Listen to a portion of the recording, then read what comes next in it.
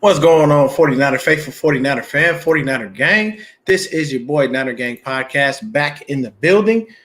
So definitely hit that like button, hit that subscribe button, turn on the post notification so I can keep you up to date with any and all San Francisco 49ers information. With that being said, man, let's get right on into it.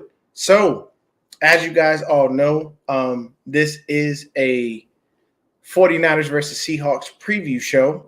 I do have my guy who will be along in just a minute. Steezy A Smith will be hanging out with me, man. And that dude is awesome, real good Seahawks content creator. And we're going to have ourselves a nice little debate, man. See what's going on with this, 49ers versus Seahawks game. So we made the playoffs. That's the key here. We made the playoffs. We are in. We don't have to worry about anything. Everything is going to be cool. It's definitely fantastic, man. And it's always great to be able to get somebody on from the opposing team and see how they're doing and what's going on and reach out to them, have a quick show with them, let them get their time in and let them get their takes off. We get our takes off, and the debates are usually fantastic. I have a lot of I got my guys in the chat, got Brandon in the chat, got Moms in the chat. Zach is here. CG Ruthless. Dave is in the chat. What's going on? No, man, I'm gonna do this with me and Steezy, just to try to keep it to a short stance, man, because I probably got about maybe an hour, man. I ate some rest, even though I don't have to work, and I got a 3-day weekend. Appreciate you, Martin Luther King. Definitely, yes, exactly. But my man Zach said, hit that like and subscribe, everybody. So the key to this is we're in, and we have one of the best offenses and defenses in the league. Like, we're top in defense. We're right up in top 10, I believe, with offense. We're rolling. We're doing things in the way that we should. And I can't deal with Brandon. He be killing me. But this is basically a situation for us where we can do something that's never been done. We can win the Super Bowl with a rookie. We can win the Super Bowl possibly with Brock Purdy and show everyone why the 49ers are that great. You know what I'm saying? So Zach has a quick question. He says, not to get too ahead of ourselves, but who would you rather face? Minnesota, Dallas, or Tampa Bay? I don't care. That's literally how confident I am. To be honest with you, purposely just to stick it to Cowboy fans, I'd love for them to advance. I really would. I want them to advance just so we can put them out of their misery. But honestly, I think that Tom takes care of that. I think Tom is going to do it. I would like that's my man Zach. The math ain't mathing, baby. But what I will tell you is it's going to be a fantastic thing to watch all of this playoff football that's happening this weekend. I will be watching every game, pretty much any game that I can watch this weekend. And I definitely will be doing shows on the playoffs in general, not just us as the Niners. I'm going to continue that, probably hanging out with John V and with Tony from the Locker Room Rant. We did it on Thursday night, man. It was a great show. We had a good time. I think it would be, it would definitely be fantastic for everybody to hang out, man. I'll see if I can get more people in, but I do want to continue to talk about the playoffs because that's what we're doing, man. It's playoff time. It's one and done. You either win or go home. And this is the time where teams turn up, man. They give you their all. They even show you shit you ain't even seen. The offenses are no longer any type of vanilla. Nobody's resting anyone. Everybody's a full go. The good thing for us, Aaron Banks and Dre Greenlaw are a full go. They've been a full go all week. Literally, the only two people that Kyle listed on the injury report were obvious. Well, not necessarily obvious. Ambry Thomas wasn't obvious because I didn't know he had a knee issue. And then Jimmy Garoppolo, but nobody gives a shit about Jimmy. He's gone any fucking way. So No Border Sports says Cowboys would be the best for us to play in his opinion. I wouldn't mind playing anybody, man. Honestly, what's going on, Chris? Kirk Cousins. Yeah. I would love that, man. I would love to play Kirk Cousins. because then Kyle's going to be over there. Hey, man, I still love you. But I'm going to have Brock kick your ass. This is a simple situation, man. Everybody's going to suffer. It's just not. It's not going to be, I think, and if we play Tampa Bay, it's going to be a little bit harder because you got Tristan Wirfs back. You got Jensen back. So we'll see how they come into the fold and help Brady out and see if that's enough for them to get over the hump with the Cowboys. If not, it doesn't matter because everybody has to come to us. And that's the beauty of it. We got 4 games to win, and we got to make it happen. Yes, I would definitely. I got to get hats out to a few different people, man. I got to get a couple more made, but I appreciate that, Chris. So crazy thing is, I'm getting gas today. Go to the Circle K, get some gas. What's the first thing I see in there? Another Niner fan. He looks at me and he sees the hat and he automatically knows. And the first thing we say is "Bang Bang Niner Gang." So it's always awesome, and I love it. And then the crazy shit is, we had a Seahawks fan in there too. And he's walking out. I was like, we're going to kick your ass tomorrow, right? And he just started laughing, but he kept walking. I'm like, yeah, you kept walking because it's 2 of us and it's 1 of you. Although this person looked like 4 different people because this motherfucker was big as hell. I ain't friend on nobody who's fat, but he was a fat dude. But yes, Mom, I will make sure you get a hat. But it's a situation where this is a rivalry that we don't play with. We don't like them, and they don't like us. And this has been going on for years. And the Seahawks, unfortunately, have given us a situation where they beat us a lot, man. Our record against them is very lopsided in their favor. And we did this last year with everything that was going on. Give me just a sec. I gotta pull something up here. Hold on 1 second. Let's see. My boy is having a little bit of issue. Send it there. I think that should work. All right. Hopefully he's able to get in. I think it should be fine. Because this ain't Restream. Restream really is bad when you come in late or something. They act like they don't want to let you in at all. But hopefully he can jump in. I shot him the link again. We'll see if he can get in here. But we don't like them. They don't like us. You seen what Fred Warner said straight up. He was like, we hate these motherfuckers. We don't like them. We want to go out there and snatch their soul. We want to, go out there, hit them hard, punch them right in the mouth, all that, bro. Like, there's a variety of different things that we would like to do. Hey, that's my dog, C. McCarver Jr. He's in the house, man. Got to get him on, man. Get him back into that content creator, dog. He's dope. He's a great dude. Yeah, he says we about to pluck some birds tomorrow. Can't wait. Says the Hawks are anywhere as close to good as the Rams were last year. Luckily for us. Yes, that is true because the Rams were way more formidable. Like than this. And it sucks that happened. Where we went in there and we couldn't finish the game off. I know a lot of people still try to blame Tart because he didn't get the interception. I'm not blaming Tart. He owned his shit. I respect him. Hopefully wherever he is or whatever he's doing, he finds himself a job, stays in the league, man, because he's definitely a good safety.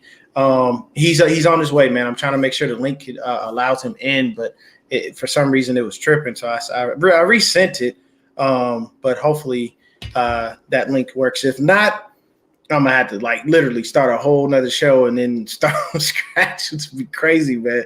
But if I got to do that, I will, because I do want to make sure that he comes on and hangs out and he's able to have this show with me, because I did plan it, and it should work out. Give me just a second. Let me check.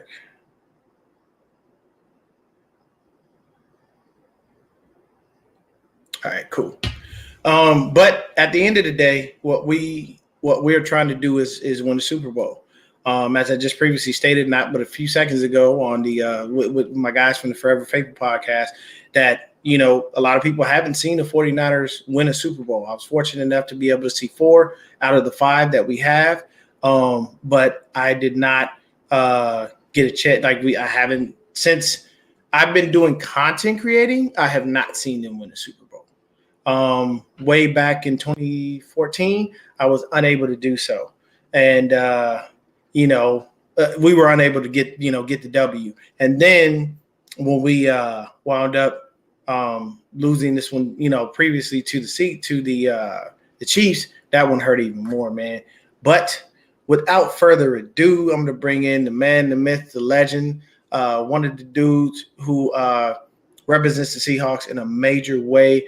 There's three people that I respect that come and hang out with me or that say anything with the Seahawks. That's this guy right here that I'm about to bring in, Syjan and Seahawks Eddie. They're really good people. I respect them because they bring the heat and they with the smoke, man. Regardless, they do not hold back, and they bout they Hawks, and I can appreciate that because it's hard to find someone who's really entrenched in their team.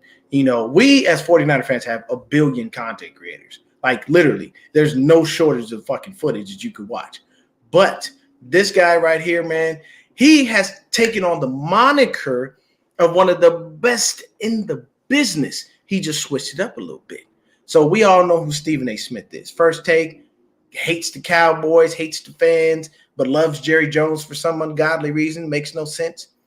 But this is not Stephen A. Smith, all right? This is Steezy A. Smith. What's going on, my brother? How's it going? Man, butter, man. What's going on? What's going on, man? It's a pleasure, man. I really appreciate the intro. I'm happy to be on, bro. I feel like this is long overdue. We've had a couple of shows we've done together, but I ain't never been on your show. Like I told you earlier, I haven't really, been in the YouTube game, at least on my channel for the last couple of months. But definitely when I get that, up and going again, man, you gotta be one of the first people that I have on the show. But man, it's a pleasure, bro. Thanks for having me on, for real. Thank you. Of course, man. No questions asked. You need me, you just shoot me the message. I'm there. This is the game that I think a lot of people are going to want to watch. And the reason being is because they know both of us are gonna go hard. Like we are not about to play no games at all. Like it's dead serious. Like we really about that action. I know that the Seahawks are probably sitting there going, "Hey, y'all, I know y'all seen this shit. We fucking they gave them 10, they made them 10-point favorites. They didn't counted us out. They feel like we ain't about to do nothing. They think Gino, since Gino, it's his first playoff game and Brock Purdy's, they basically over there shitting on us in the media. When you look on the shows, what's everybody doing? Riding the 49ers gravy train. What do you say about that? If you're in the locker room with the Hawks, what is one of your speeches to tell them, to rile them up to a point where they're going to go out there and punch us in the mouth and we ain't going to be able to get up from it? Hey, they woke me off, but I ain't right back. The whole team, they wrote us off, but we ain't right back, man. Come on. Like you said, 10-point underdogs. Nobody believes in us. Even a lot of Seahawks fans out here. Heck, even myself. I don't even fully believe in my own damn team, come out with the victory. But like I said, I'm going to keep things 100. I'm going to keep things as realistic as possible. No bias at all. I just don't think Seattle's up to the task. I think when it comes down to it, Seattle just overmatched San Fran. Just from top to bottom, roster construction, coaching staff, everything. You guys have the upper hand. But look, Geno Smith said it best. I mean, I'm going to say it again because, that line, I need that on a shirt. But they wrote us off. I ain't right back, though. The whole team, he could tell the whole damn team because, and Noah made a great point earlier on the show that we did on the NFC West Network. A lot of teams, they take on the identity of their quarterback. And so Geno Smith is over here, riling the guys up. They've been behind Geno Smith the entire year. They've had his back. They've been rallying around him. And look, sometimes it's real dangerous when you play a team that got nothing to lose. They've been playing with house money all year long. Nobody thought they'd be in this position. And so sometimes when they have their backs against the wall, sometimes that's when they perform at their very best. And again, you know what they say, right? Third time's a charm. I'm not saying that's going to be the reason why Seattle comes in here and potentially upsets the 49ers. But when you play a team so many times, you pick up on different tendencies. Like you also mentioned, Geno Smith, this is his first playoff game. Brock Purdy, this is his first playoff game. And the biggest difference between the two is that Geno Smith is a veteran. He's been behind Hall of Famers. He's been through a little bit more than a Brock Purdy. And so I think if I'm going to give Seattle the advantage anywhere, it's possibly at quarterback. But if I'm Geno Smith, man, that's what I'm going to do. That's what we've been doing all year long. Nobody's believed. And look, it's time to come out there and play ball. Yeah, hey man, they in here deep today, man. But I look, man, I can appreciate that because it's the whole point of it is no matter what, you still have faith in your team. I'm not one of those people who's going to pick us to win every fucking game. You Right. know, when everybody picked us to beat the Dolphins, I looked at it and I said, if Tua starts and finishes, they always win. And I Right. expected that to be the case. It was not. We went and shut that down.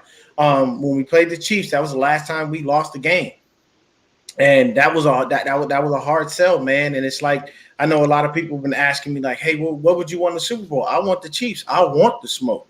I want Mhm. Patrick Mahomes. And you know what I want from you, Kyle? Keep your foot on the gas and your other foot in his ass. It's that simple. Do like the thing for me is you remember that 2019 was just a couple years ago. Uh-huh. But what happened in the playoffs with Patrick Mahomes? He kept coming from behind.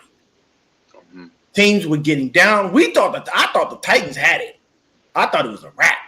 I think they Right. played the Titans. I think it was the Titans. I think the Titans had them under wraps. Next thing you know, ain't nothing. Mahomes was like, man, all right, man, I've been chilling for a little too long. Let me come out Turn and it see up. how it's done. I got this. And we were like, are you serious? So it's a situation where you have to be smart about what you're going to do. For us versus you guys, I'll say this: you have the edge with the quarterback in experience. Mhm. That's what I like. Geno's sat behind some really good dudes. I mean, sitting behind Russell, I don't care how Russell played this year. He's actually a really fantastic quarterback. A dorky motherfucker as a human being. He dorky and corny as shit, bro. That Mr. Unlimited, that shit was corny as fuck. You Corny. know. But one thing I can say is, man, what's going on, Ramon? He had y'all rolling for years. Mhm. And had y'all just handed the ball off to beast mode and said fuck Pete Carroll, then y'all would have been all right. Y'all would have had two in a row and it would have been dope. But either way, I would say that. Now in the run game, oh yeah, that's us because we have a Oh yeah, three-headed. easy. We have a three-headed monster with Jordan Mason, Christian McCaffrey, and Elijah Mitchell, and they just elevated Tevin Coleman from the practice squad. So I Oh, he pray to back on the God. team. He's been Reliable on the vet. practice. We elevated Tevin Coleman and Janoris Jenkins. Jack So Rabbit? Jack Rabbit. Oh, you I didn't didn't know know he was that on the Jack Rabbit? squad. Yeah, Yeah, we I know got Jack Jack Rabbit. Yeah. Rabbit. Yeah. Hey, he's a baller. He's a baller. He's gonna I'm gonna add tell you. quality depth, veteran experience. I'm gonna tell you right now. If Lenore plays the way he's been playing these past couple of games, you'll see his ass get pulled, and it'll be Mooney and Jack Rabbit, one on each side of the ball. And I think what they've been doing with Jack Rabbit is just trying to bring him up to speed slowly and help him fully digest the defense. And it's like, all right, cool. We're going to insert you when we need to. You know, we might have you do special teams just to kind of build up the old football callus, hit a few people here and there, and then once we feel like you're fully ready, we'll drop you right into the offense. But when it comes to the run game, man, y'all still have a viable dude, man. Let everybody know about Kenneth Walker, man. Because if you don't know about Kenneth Walker, Steezy gonna let you know. Because I watch football. I'm just a football fan, and Mhm. I love when people do great things. Kenneth Walker's a cold dude, man. Let them know about Kenneth Walker, man. Man, K9, man. I think, look, he should be the favorite to win offensive rookie of the year. I know there's a lot of rookies out there that, did their Dougie, definitely put up numbers. Garrett Wilson, Chris Olave, Damian Pierce before he got injured, Brees Hall before he got injured. But plain and simple, I mean, Kenneth Walker was just the best rookie running back, period, this year. He had over 1,000 yards at first, or the second Seahawks rookie in Seahawks franchise history to ever do so. Led all rookies in yards per carry. Actually, no, excuse me, second in yards per carry, led all rookies in touchdowns, led all rookies in scrimmage yards. He's had three straight 100-yard rushing games to end the season. But man, just the way that he hits the hole, his speed, he's only about my height. I'm not too tall, I'm about 5'9", but man, he is compact. He is built about 205, 210 pounds.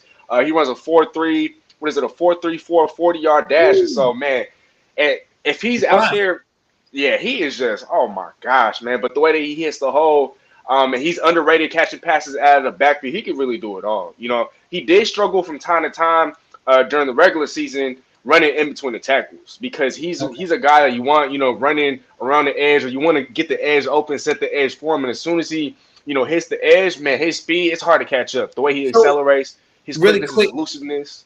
really quick to just interrupt. So you're saying he would work well in my offense? Yeah, I mean, yeah, he But would. No, he would. I we think know he's. spread zone, baby. You put get him Oh under yeah, that spread zone, yeah, he gone.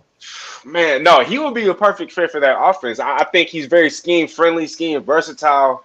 I mean, he's gotten better as the season has gotten along, running in between the tackles. But before or prior to his three straight games to end the season with 100 yards rushing, he had a couple of games where it was like, yo, he hasn't been able to get things going. You remember that game against the Niners? What was it, Week 15, Thursday Night Football? I know you guys are the best run defense in the game, and so you can't really, take nothing away from him in that game. But prior to that game, he was struggling. He wasn't hitting. I think he wasn't even hitting 70, 80 yards rushing. So he kind of plateaued a little bit. But Pete, did have a talk with him. And I think since then he's gotten better at, making those reads. His vision's gotten better. But after all, he is a rookie, still at the end of the day, even though one of the easiest positions to transition from college to the NFL is running back. They still have a couple of, learning lessons and things that they got to learn once they get to the league. But, man, I think for years to come, he's going to be one of the best running backs in football. In fantasy football, I mean, I don't know if he played fantasy, Dion, but he was already doing his thing. ESPN named him as a fantasy rookie of the year. I could keep going, bro. I mean, honestly, stats, accolades, and whatnot. He's just a beast. Even his last year over at Michigan State, he was a Heisman finalist. And let the entire country in broken tackles. He's elusive, breaks tackles. He's damn near a complete running back. If he can get even better at reading the holes and running in between the tackles heading into next year, I can see him staking a claim as the best running back in football between the next 2 to 3 years. So we'll see what happens there. But, man, I'm not going to say he's Beast Mode 2.0, but he's definitely he definitely has a lot of potential. He's raw. Yeah. So this question is for you. He says, Steezy, it's my boy Zach from the Hive. He says, Steezy, what do you make of the Hawks barely beating the Rams? Chalk it up to it being a divisional rival, or what? I say, yeah, I mean, you could say that just because, look, I mean, prior to this year, I know Seattle did go 2-0 against the Rams, but the Rams have always had, Seattle's number. And this is a saying that's been out there, but divisional games bring upsets, and Dion, you even said it yourself on the show earlier on the NFC West Network. What teams do Patrick Mahomes and the Chiefs typically struggle against? The Raiders, the Broncos, the Chargers, they're all in-house opponents. They're all divisional opponents. And so, divisional opponents, they know these teams best. And the Rams, I know their record might not indicate it, but they closed the season off on a pretty decent, run. Baker Mayfield was definitely an upgrade over what they had. Even when Matthew Stafford was healthy, he just wasn't, he wasn't himself. And Bobby Wagner, I mean, he kind of turned it up. He was a second team All-Pro this year after everybody had written him off. And so Jalen Ramsey, he kind of showed everybody why he's still one of the best corners of the game. He had 2 picks. But yeah, that's definitely one of the things I chalk it up to. And look, Sean McVay is still a great coach. It's the last game of the season. He was contemplating retirement potentially. And so, you got to get your team to fight. And you want to keep a divisional opponent out of the playoffs. And so there was a lot on the line there. And they definitely played to their heart's content. Yeah, man, and the thing for me is I'm laughing at what happened with the Rams. I love every second of it. It makes me very happy to watch them fall flat on their face and fail hard too. And you got a coach that's possibly looking at walking away because y'all had one bad season. Bruh, have you seen what Kyle's done since he's been here? This is literally our 3rd winning season. This dude been here for 6 years. Mm-hmm. Kyle ain't went nowhere. He ain't thought about packing up and running. I'm sorry, Sean. You need to stick it out, bro. You've had consistent success. This is your first year. Most people who win the Super Bowl have a hard time in the following year, man. It's very common, although it's not common to have the worst record of any team that won the Super Bowl. But, yes, that is a jab at the Rams because I hate them. I hate their fans, and I don't like the fact that they keep trying to call that their chant, whose house, Rams house. Like, are you serious? Whose house, Rams house? Forget about it, bro. Ain't no whose house, Rams house. Bro, we paint that joint red every single time. It's normal. So, I mean, for me, I honestly think that when it comes to the run game, Walker is definitely formidable. That dude is awesome. When it comes to the pass catching, man, that's a hard sell because I don't know. Like, I mean, DK and Lockett they're cold.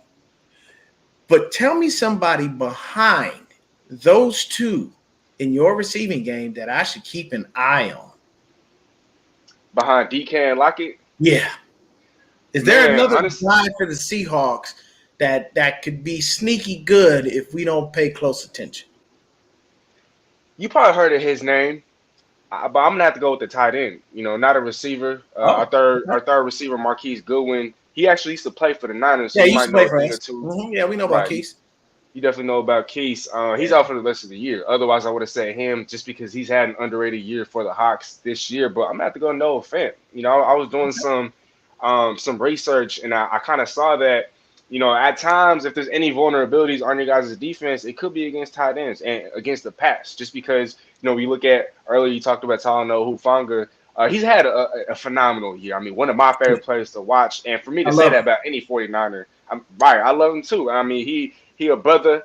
He was out there doing his thing, but at times he can't get over aggressive. You talked about Yes. what he did in that Raider game against Darren Waller. No offense, he's no Darren Waller, but he's super athletic coming out of Iowa. He was drafted in the first round for a reason, and he hasn't been special for Seattle this year. But if Charvarius Ward, if he's going to do what he did against DK in that Week 15 matchup and Tyler Lockett is somewhat neutralizing, I think Seattle, especially particularly Geno Smith, is going to look towards Noah Fant. He's an athletic specimen in his own right. And like I said, if there's any vulnerabilities on that defense of your guys, which is the best in football, it's going to be against tight ends and in the pass. And so Noah Fant is definitely somebody to look out for. I think that, there's a reason why Seattle picked him or they asked for him in that trade when they sent away Russell Wilson to the Denver Broncos. You didn't just ask for him to as a throw-in, as a throwaway. So he's definitely, I think, he hasn't had the year that most expected him to have. But man, if there's a time for him to kind of show up and ball out, it's gonna be tomorrow. Hey, this one right here is for you, man. Do you think DK has lived up to his pay ratings? Man, 100%, bro. I mean, a salary cap is only going up every single year, and he's not a top 5 receiver in football just yet. But I mean, he's playing alongside of Todd Lockett, you know what I mean, who I think is the most underrated receiver in football. So it's kind of hard for DK to put up, 1,500 to 1,700 yards. I know everybody wants to look at the stats and be like, man, he barely cracked 1,000. He only had like, what, 4, 5, 6 touchdowns. He's making like $20+ million a year. I get all that, man. But at the end of the day, it's not just stats. You know what I mean? We look at potential. We look at what he does in the end zone. We look at what he does and what he has in his speed. He's only getting better every single year. He's starting to mature. He's starting to become a leader. I know he's had his moments this year in which, he's kind of gotten out of character. But, man, at the end of the day, he's only getting better. He's playing alongside another superstar, and the stats don't tell all. And so I think he's certainly deserving of his pay raise, and he's only going to continue to prove us, in the next couple of seasons why he got the money that he got. Hey, man, that's amazing right there, bro. And so for me, I'll say this. I'll give us a tie in the receivers. I think that's fair. And the only reason being is because we don't have the same types of guys. Right. Like, I can't compare Debo to DK. They're two different people. Right. I can't compare Lockett to BA because Lockett got that top end speed to get the fuck on.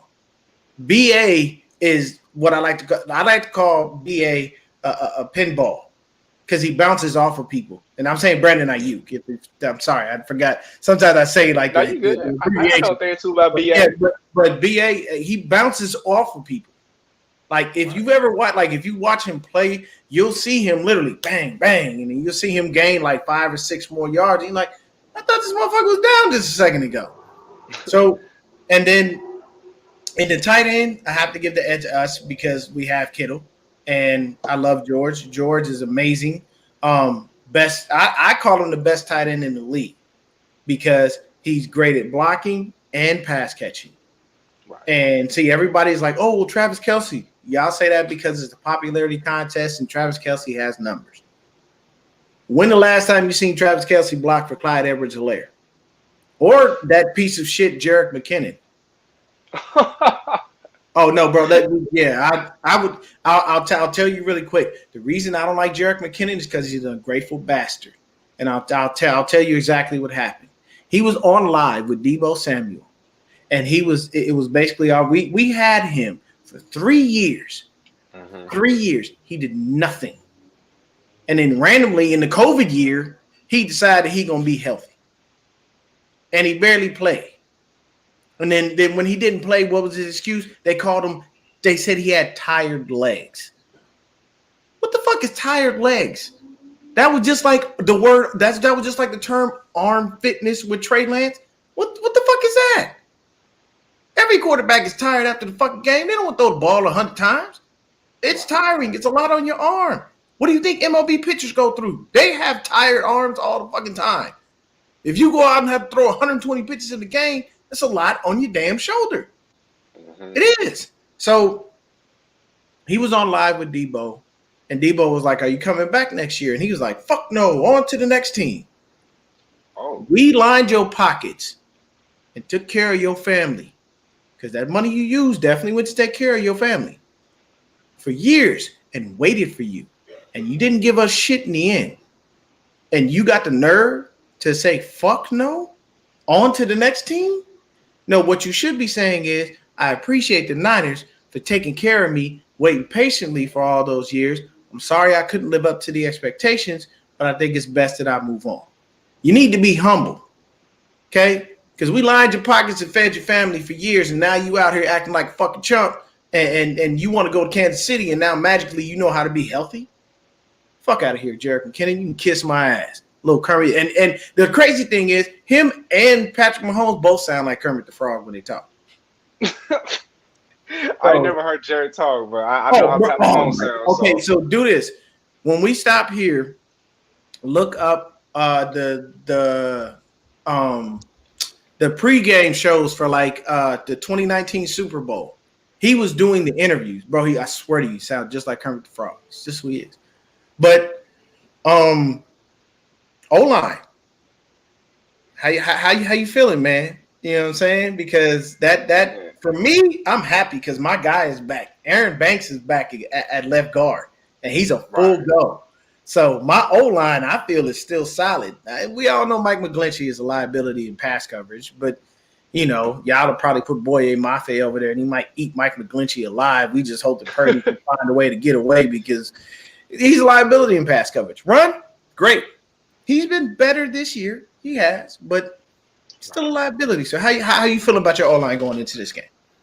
Man, honestly, I think it's gonna be real tight between the two groups. So I gotta give y'all the edge. I mean, Trent Williams, it's really all about Trent Williams. I'm not trying to take away the triple Bs and Mike McGlinchey because I remember you referred to the interior lineman, left guard, right guard, and center as the triple Bs. I'm not, disrespecting, disregarding him or them or Mike McGlinchey, but Trent Williams, I mean, as we all know, my brother, he's the best in the business. Best offensive, not just the best left tackle, he's the best offensive lineman, period, in the business. And so him alone, look, Seattle, I think we have a lot of young pieces, right? Obviously, you know the deal. Abe Lucas, Charles Cross, the two rookie tackles, and the guards, Damian Lewis, Gabe Jackson, the center, Austin Blythe.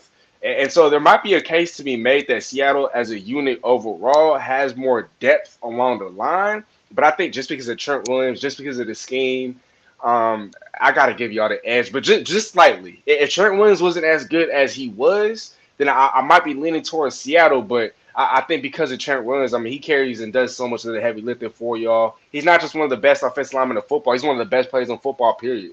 So I got to give y'all the edge there. And I can appreciate that, man. And yeah, man, Trent is the best in the league. And here's the crazy thing, bro. With Trent Williams, he's hungry to get a touchdown. Like he wants one so bad. And he deserves one too. He wants us to pass. Trent, you're big. Okay, if you've ever seen his workout, he shouldn't be as athletic as he is. It shouldn't be humanly possible for somebody that goddamn big to do the shit that he does. I saw his workout videos. I can't do shit like that. And I'm a hell of a lot smaller than he is. Like, right. I should be able to do what he does, and believe me, I would struggle with some of the shit he does. But he's so athletic. I've been saying for weeks, use him like they used the fridge back in the 80s. Put that motherfucker in at running back. Put him in at fullback if you want to. Who on God's green earth wants to tackle that big motherfucker? Nobody. I'm making a business decision. You can malign me all you want when I get on sidelines. I'm not doing it. Hey, Dion, we saw you miss that tackle on Trent Williams. Have you looked at me and looked at him? What sense does that make? Are you on the same planet that I'm on? Why would I do that to myself? I ain't about to get posterized. I don't want to be like Josh Norman. Y'all know what happened to him. King Henry gave him the most fucked up stiff arm I've ever seen in my life. Business. Good God. And the crazy thing is when they asked him, he said that wasn't even the full extent. He said he just caught him off guard. I'm like, okay, you know what? Then that means, yeah, no, I'm going at your legs. I'm going right at your ankle. Honestly, I mean, I ain't. There's certain people you don't tackle up top. King Henry's one of them. Don't do it. You're gonna hurt yourself, or you're gonna get posterized. And believe me, everybody's gonna laugh at you because I will definitely laugh at you. Like I'm not, we're not opposed to such. But so we covered the offense, man. Now let's flip to the defense. Y'all got two ballers, as I said earlier. Y'all got two ballers, and give me a little bit of a cause to pause, so to speak. Tariq Woolen, Quandre Diggs. Woolen is it just like you say. It's hard for you to say you like Niner players. It's hard for me to say I like Woolen because he's a Seahawk, but I love a good DB. It's my favorite position in football, and that kid is just amazing. And I feel like y'all found it. Jim, what round did y'all get Woolen? Round 5, pick 154. Bruh, that's a 5th round pick? Are you? Hey, Sherm was a 5th round pick. Ken Chancellor was a 5th round pick. Huff was a 5th round pick. Like it seems like the 5th rounders make money for us. Like for the Niners, we really do good. Really do very well there. But talk to me about your defensive backfield, man. Your safeties and your DBs, just specifically, and who you feel is going to have an impact. Because we all know Quandre Diggs is super solid, and I feel like Quandre Diggs is a right place, right time kind of guy. Like it's like the 2 interceptions that Gibson had last week. He was just in the right place at the right time, and that's Quandre. Quandre seems to find out. He's like, oh shit, man, I'm doing my cut. Oh shit, here goes the ball. Damn, thanks. I'll take it. And that's okay. Some people are opportunistic. Some people are right place, right time. But talk to me about that defensive backfield and your safeties. We all know that Jamal Adams isn't here. I am sorry to tell you. I feel like that was the most horrible investment y'all have made. That dude just cannot stay on the damn field, and it's really fucking pathetic that he can't for all that money and all the stuff y'all gave away. But what you got? Man, Jamal, I just want to say, but when he's on the field, he's a problem. I mean, it's not just what he does as far as, getting after the quarterback, but it's his energy. He's so contagious. He's a leader in that locker room. He gets the team going. He gets everybody motivated. He gets he turns everybody up. He turns the entire locker room up. And so he definitely adds, a different dynamic outside of just stopping the run, outside of getting after the quarterback. But, with that aside, like you talked about, Quandre Diggs, he's the first safety since Ed Reed. And I think Ed Reed did this from 2006 to 2014. He's the first safety since Ed Reed to have 3 or more interceptions in 6 consecutive years. And Quandre Diggs ended this year with 4 picks. And so dating back to 2016, he's had 3 picks, 3 or more every single year since 2016. Nobody's done that since Ed Reed. And growing up as a kid, Ed Reed was one of my favorite players of all time to watch. He's one of the very best in the business, one of the best of all time to ever do it. So to have a guy like Quandre Diggs in the same category as an Ed Reed, I think that's an accomplishment in and of itself. And look, like we saw in Week 15, Quandre Diggs dropped, a first half pick. Yeah. That could have swung the tide of the game. And then on the very next drive, Travis Homer fumbled. And so who knows how the game could have, potentially swung around if Quandre Diggs had kept that pick, and maybe Seattle would have scored a field goal or a touchdown at the very least. We never know, but Quandre Diggs, he's been a ball hawk. He's been that. People forget that he's coming off a broken leg and a broken ankle. Hence the struggles in coverage, hence all the drop picks, in coverage all year long. But like you talked about towards the end of the year, he started to turn it up. He essentially sealed that game. He essentially won that game against the Rams last week in overtime. And so he's one of the very best in the business. I've always thought that he's the most underrated safety in the business. He got paid last year, and he's showing everybody why he got the bag, and he is certainly well deserving. As far as Tariq Woolen, I mean, I said this earlier too. He led the league in picks, at least tied the league in picks with 6. And teams stopped throwing on his side of the ball, or I mean, teams stopped throwing in his direction towards the end of the year just because they saw how dangerous he was. His recovery, I mean, oh my gosh, his margin for error is huge. He can get beat off the line badly, but you can have a couple of seconds, a couple of steps ahead of him. But he's so damn fast, he's so damn big, his arms are so damn long that he could catch up and get the pass deflection. He could get the pick. He could just somehow alter the play. I mean, he's just, man, the potential. I don't know how he fell to the 5th round. I mean, because even before he got drafted, I was looking at Woolen as just an absolute physical specimen. I thought he was a perfect fit for the Seahawks, but I thought if Seattle was going to have to get him, he'd have to be drafted in the 2nd round or the 3rd round. At the very latest, the 4th round. But to get him at pick 154 in the 5th round, essentially where Richard Sherman was selected, is just absolutely crazy. I mean, fast forward a year later, he's over here leading the league of picks. He's a Pro Bowler. He could potentially win Defensive Rookie of the Year.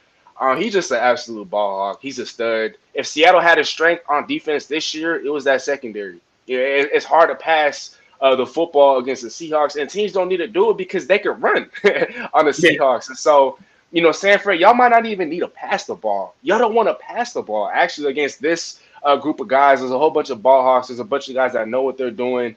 And with Jordan Brooks not there at linebacker, that weakness becomes even more of a gaping hole. I'd be surprised if you guys don't run the ball at least 30 times against that linebacking and front 7 core of the Seahawks. But and I want to touch on Kobe Bryant for a little bit too. He was amongst the league leaders in forced fumbles. I mean, these guys just wreak havoc. These guys force turnovers.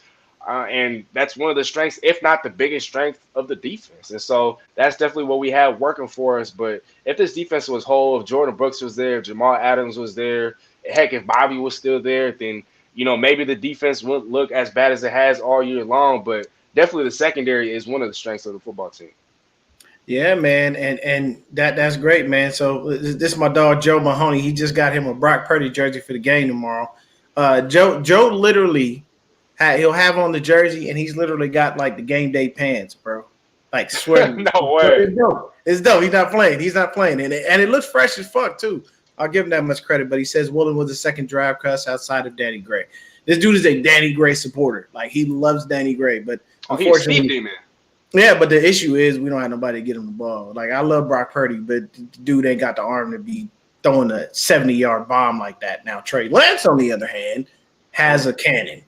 So if Lance is, you know, able to do that, man, you'll see a lot more Danny Gray because it's just straight up, literally, man. All you gotta do is tell him run a 9 route and it's simple. Ain't nobody gonna catch him.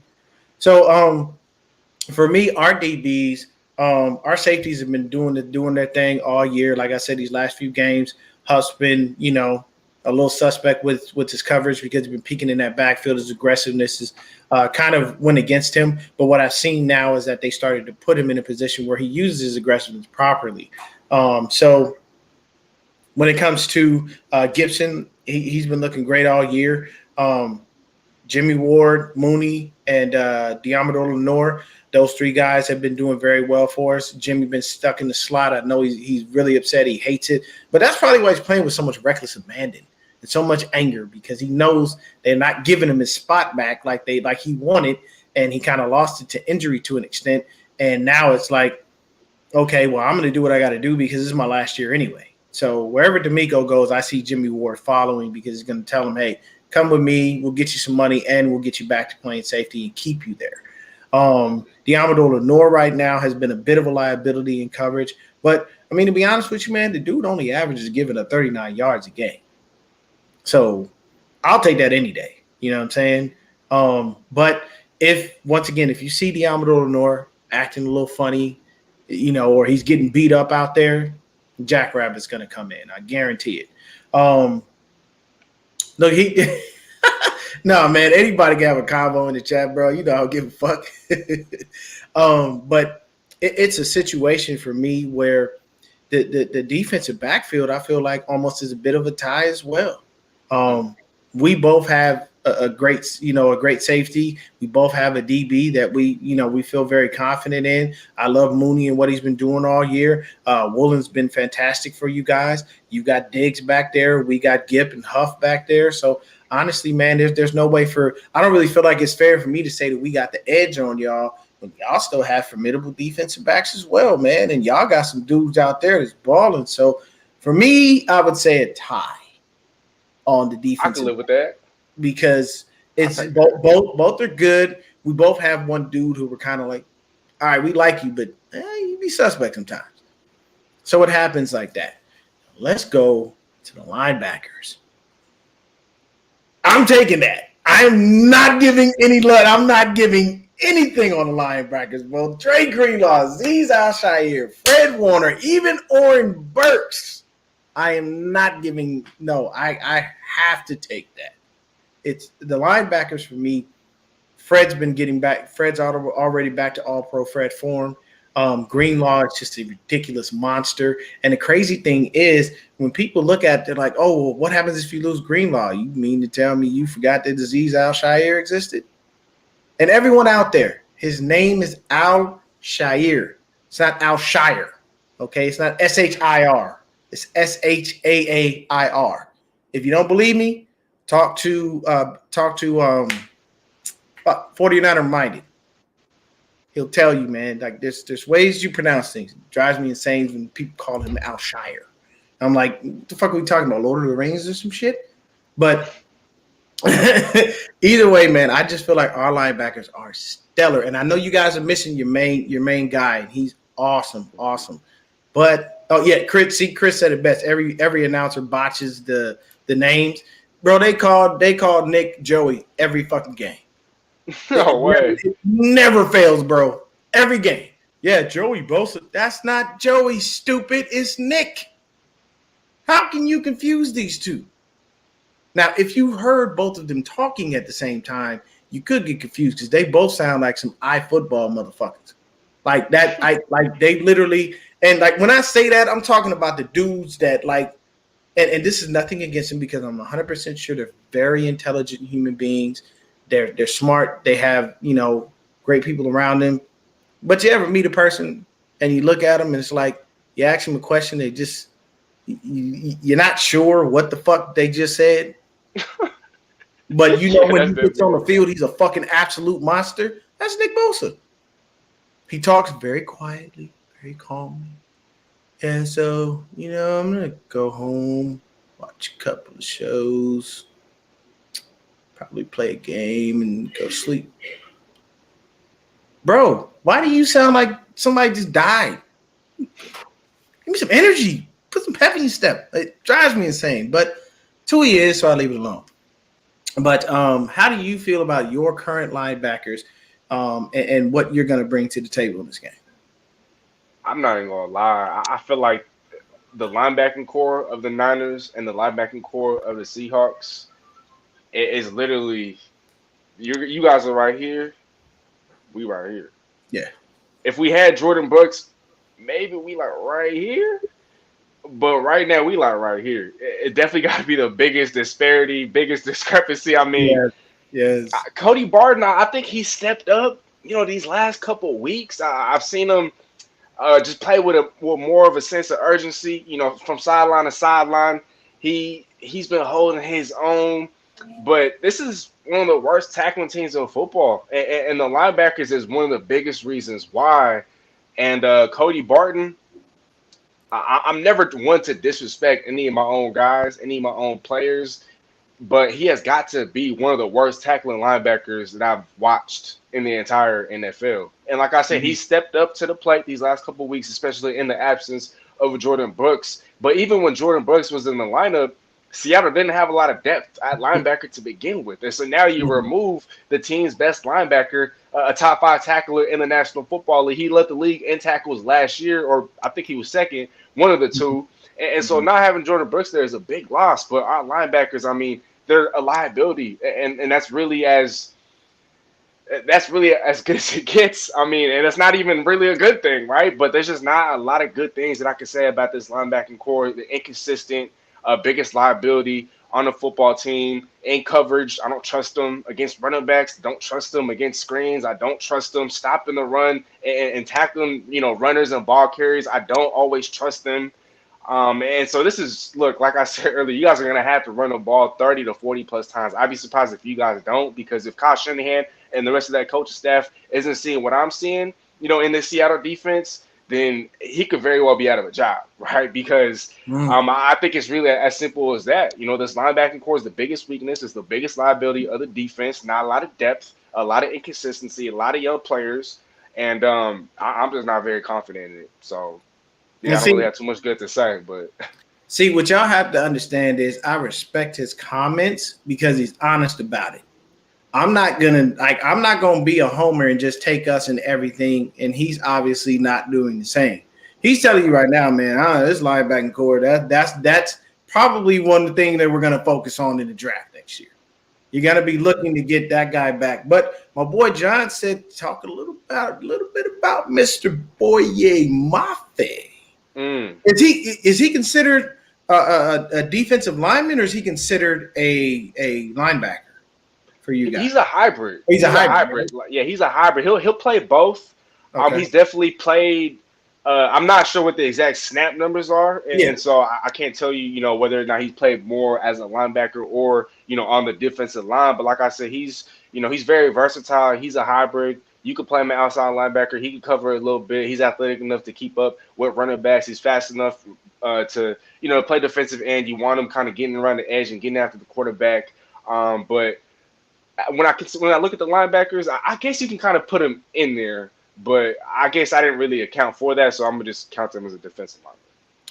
Okay, that's cool. So we didn't cover that, man. Now we go to the D line.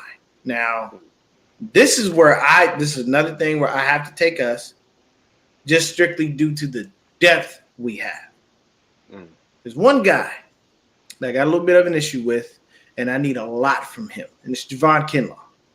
We invested a first-round pick. We traded away DeForest Buckner and drafted this kid. We knew he had knee issues, and he literally only had one healthy year, and that was the COVID year where we had the most money in the goddamn league sitting on IR.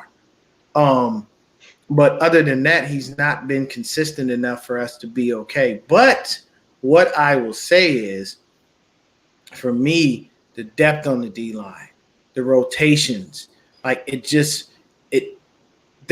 don't miss a beat.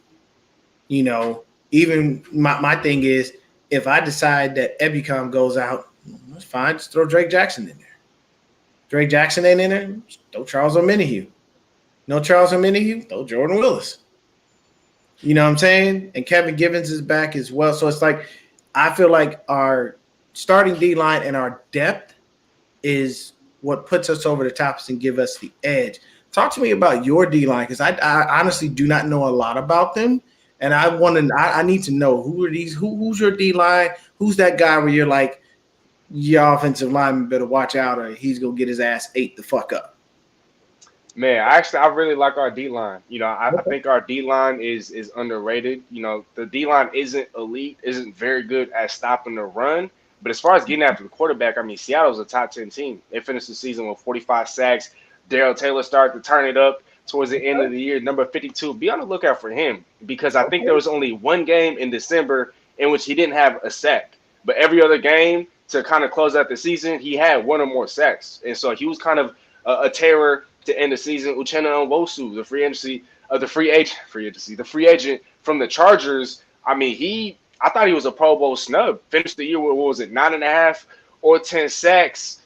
He's been a consistent threat all season long. Like we talked about, Boye Mafe, very versatile. He's a hybrid type of playmaker. He's athletic enough to cover running backs out of the backfield, but he's also fast enough, quick enough to, get on the edge and get after the quarterback. Another guy that I like, Al Woods, big man right there, number 99 in the middle. He's 34, 35 years old, but he don't play like it. My gosh, this guy's one of the best run stuffers in all of football. Puna Ford has been a mainstay for the last 3-4 years, undrafted free agent. He's definitely a guy that I like up the middle, very, very underrated. I think collectively, Seattle has more depth. Seattle has more quality starters than you guys, but I'm going to use the same argument that I used for the offensive line. because of the dominance of one player, led the league in sacks, 18 and a half. Probably going to win Defensive Player of the Year. I think he's the better brother. Joey Bosa, I respect him. He's elite, but he just has not been able to stay on the football field. But Nick Bosa, I mean, my goodness, he is just an absolute specimen. I think he could reset the record or reset the market for pass rushers. I mean, Oh, he's he's a yeah, lock. it's He gonna is a happen. lock to get 200 plus mil, maybe 230 plus mil. I mean, he has just been that damn good ever since he came into the league. His only down year was the year in which he missed with the torn ACL. Every year since then, I mean, it's what, double digit sacks a year in, a year out. I think he's a complete player, one of the very best, if not the best, at his position. Now, I know Michael Parsons might have a thing or two to say about that, but not only does he get after the quarterback, not only does he make plays when your team needs him the most, he's also great at setting the edge, great at stopping the run. He's great at diagnosing the run. He's great at everything, literally. And so because of his dominance, because of how good he is, I'm gonna give you guys the edge. But then again, like I said, I think collectively, Seattle has more talent, across the board.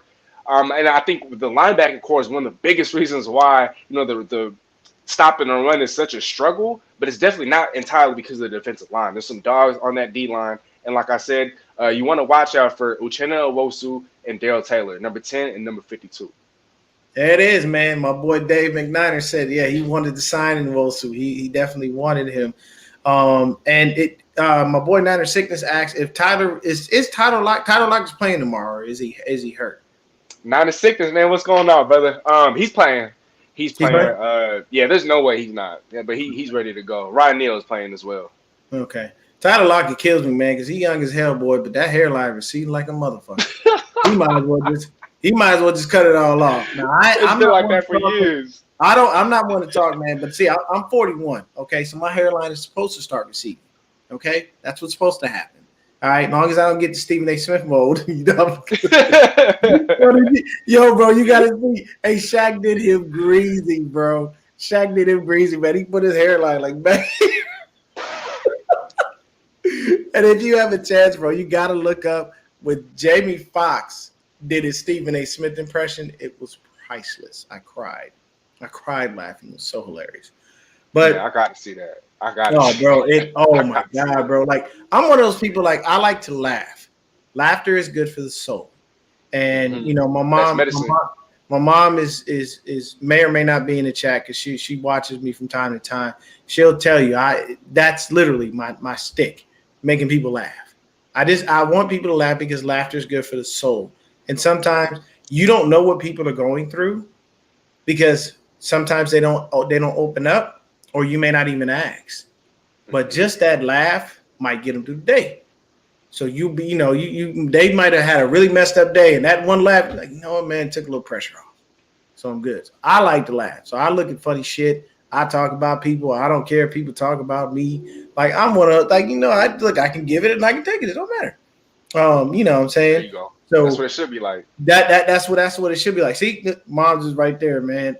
So it is a hard sell. I know earlier we gave some score predictions. I told you, what did I say, 31-17?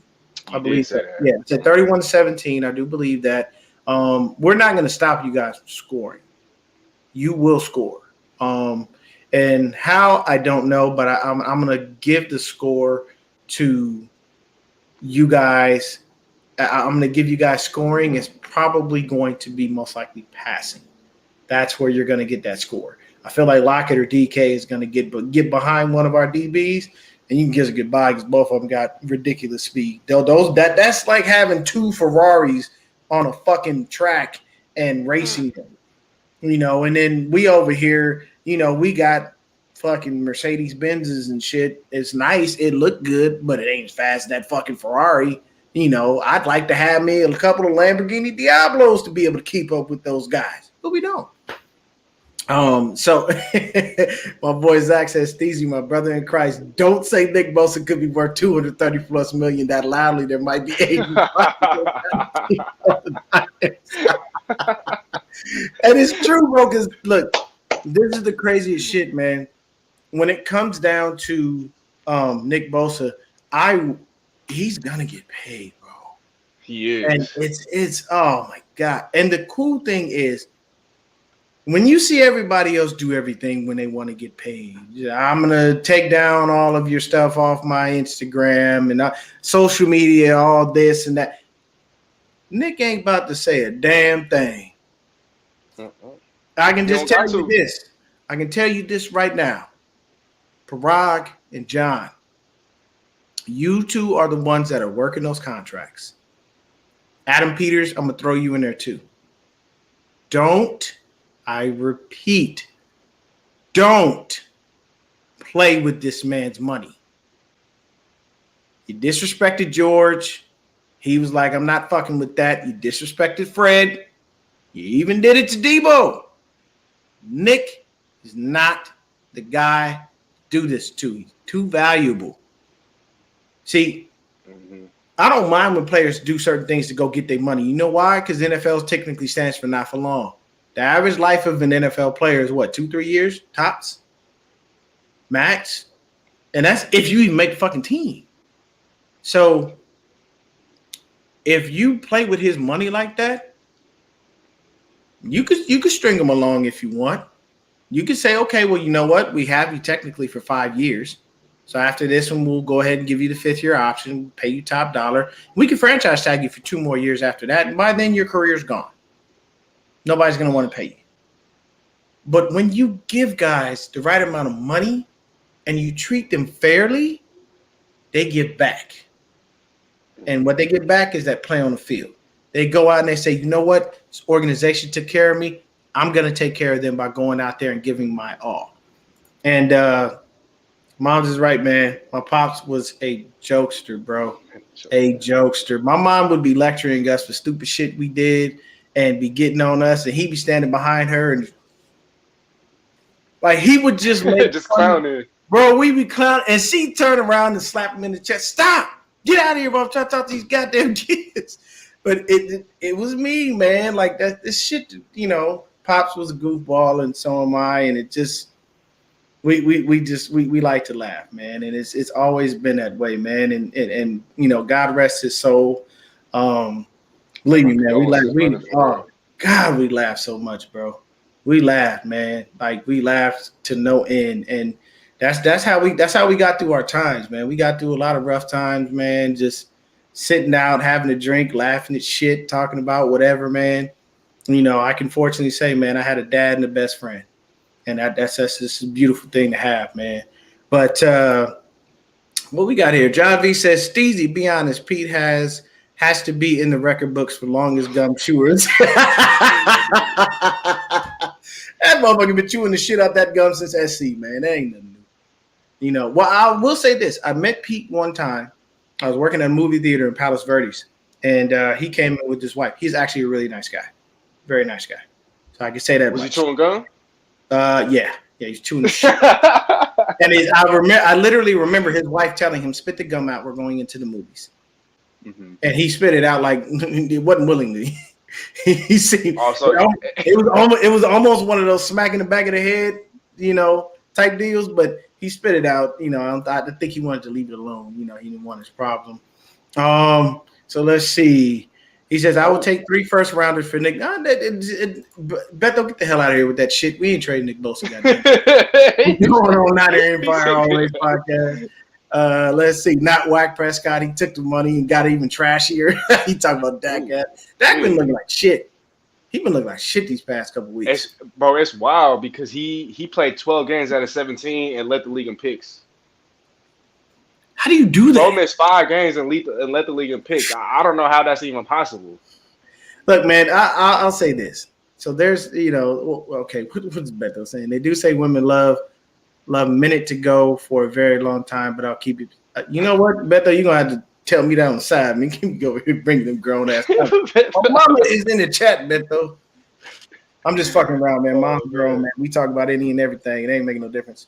But for me, I want to say thank you for you coming on, hanging out with us. Please let the people know any and everywhere they can find you. He's making a comeback, y'all. I'm going to see to that personally. Like, if he cut, I don't care if I got to get on there. I will not be rooting for the Seahawks, people. Don't stress. Don't think I'm switching sides. I just know somebody who's great at what they do when I see it, and they need to be out there, man. Because I can tell you, honestly, outside of you and Noah, I don't know other Seahawks content creators. Like, and it's crazy because literally we got too many. Good God, like, I bro, know a lot too. I know a lot of there's at least probably like 10,000 content creators for the Niners. There's motherfuckers out there with 2 subs. There's motherfuckers out there with 50,000. You know what I'm saying? I think Brad Graham and the SF Niners are probably the largest. I think they're in like the 50 to 60,000 range. And then right, like way down behind him in the 20s, like Ronbo Sports. You know, and then you come in with, I believe, Nothing But Niners. You got Jason Aponte. You got Eric Crocker. Like, there's so much, like, literally, there's a lot of fucking content, bro. But man, I just want to say thank you for taking time out to come hang out with me, bro. I wish y'all nothing but luck. You know what I'm saying? Next year, not tomorrow. I'll take that. I'll take that. You know, I see a bright future with the guys that you currently have. Solidify that linebacking core, and that will help you out and make things a lot better. And then just keep rolling, man. But let everybody know where they can find you, and give them the details there. Man, D, I just want to say, nothing but gratitude for real. Like I said, these last couple months, it's been rough. I definitely been going through it. Definitely one of the reasons why I ain't been able to spend nearly as much time, with my craft, honing my craft and doing what I love to do. Yeah, I've been active on Instagram. I do some social media work for another company over here in Seattle on top of what I do for my own page. But just as far as like, being in front of the camera and talking my ish, Seahawks and other Seattle sports, it's been a true blessing, to see all the support, seeing all these people, wanting me to get back into the game, and for you, saying all those kind words, bro, that's really uplifting. It really means a lot more than you know. And so for real, bro, nothing but gratitude. I had a great time chopping it up with you, Beto, and some of the other guys in the chat. I didn't know Niner fans could be this cool. And I'm being real when I say that. I did not know y'all could be this cool, but I'm meeting more and more cool Niner fans. And, shout out to you.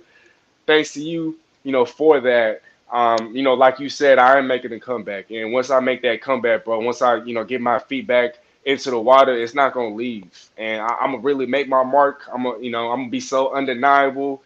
Watch me be great, bro. Watch us be great. Because that's all I want to. That's all I want to do. That's all I want to be, bro. I just want to be great. And so, definitely stay tuned. Keep them seatbelts buckled in. For all those people out there that are watching, that are tuned in, that will watch this later on. If you aren't already subscribed or following my brother right here at Niner Game Podcast 49D on social media, man, please be sure to hit that follow, hit that subscribe, drop a like, show some love, drop a comment, share this video, share this preview. There's a lot of Niner fans out there, a lot of Seahawks fans out there. I know a lot of people looking to get some insight before the game tomorrow. So be sure to do all that. And once you do that, you can find me Instagram, YouTube, at Steezy A Smith. I don't just talk Seahawks. I talk NBA when I can. I'm trying to get more into boxing and baseball. I talk other Seattle sports. But yeah, man, I really bring it all to the table. And word of God, much love, y'all. Go Hawks, baby. Come on. Hey, I appreciate that, man. Now, you said boxing, okay? My favorite boxer right now is Mr. Tank Davis. You watched that fight? Who you got, baby? Come on, man, please. I already knew Tank was going to win. Who you got between him and Garcia real quick? I got Tank. I have no questions in my head about Tank and what he can do. I feel like he's going to drag Garcia into the deep waters and knock the shit out of his ass. But what do you think? Like, I think because Garcia's quick, bro, his quickness good. I have not seen a boxer with hand speed like that in a long time. That dude is fast. His hand speed is insane. But I feel like Tank just, bro, he's a one-hitter quitter, dude. Tank is literally the Deontay Wilder of his division. Of the lightweights, yeah. Of the lightweights, bro, because it's like he can put you to sleep, bro. If he good night, you can forget it. But what do you think about that real quick? Man, but that's gonna be the fight of the year. I'm Yeah. gonna say that. I think it's gonna be closer than people expect. I think with Ryan Garcia, but people are forgetting, and I'm not saying that this is the end all be all, and I'm not saying that he's gonna win because of this, but people forget Ryan Garcia is taller, is younger, Mm-hmm. got quicker hands, fast hands. He got the reach advantage, and for Tank, I mean, I think this is gonna be his toughest test yet. I'm not saying that he hasn't fought no legit competition, but this is Mm-hmm. probably gonna be the toughest fight he's ever fought, and this could potentially be his last fight ever. Tank is what, 28 Yeah. years old, also Yeah. 28, oh, what is it, 26 knockouts.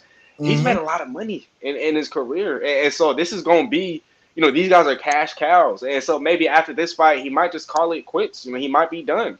Yeah. But I say all that to say that right now I'm leaning towards Tank, Mm-hmm. but Can't count Garcia out.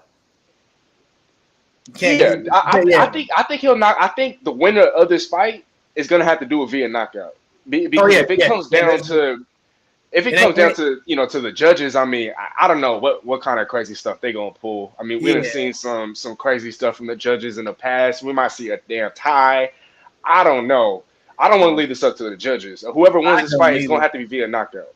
And that's the reason why when you say knockout, that's the reason why I give Tank, because I've seen Garcia get knocked down and get up, you know what I'm saying, and do some things, but I don't know what it is, bro. But when Tank folds you, it's different, bro. Oh, When it's people raps. when people It's say raps. when people say stuff hits different, Tank hits different.